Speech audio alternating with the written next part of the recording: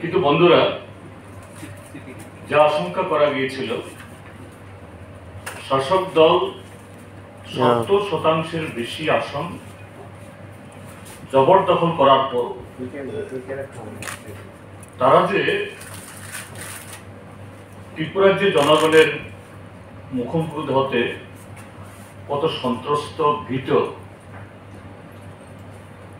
যে এই 30% আসনে ভোট হচ্ছে,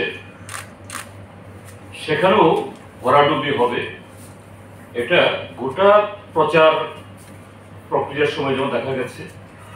হামলা, হুজ্জুতি, আক্রমণ,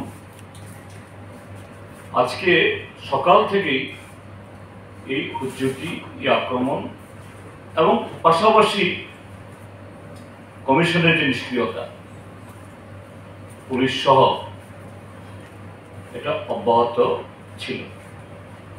আমি কয়েকটা বর্ণনা আমি দিচ্ছি।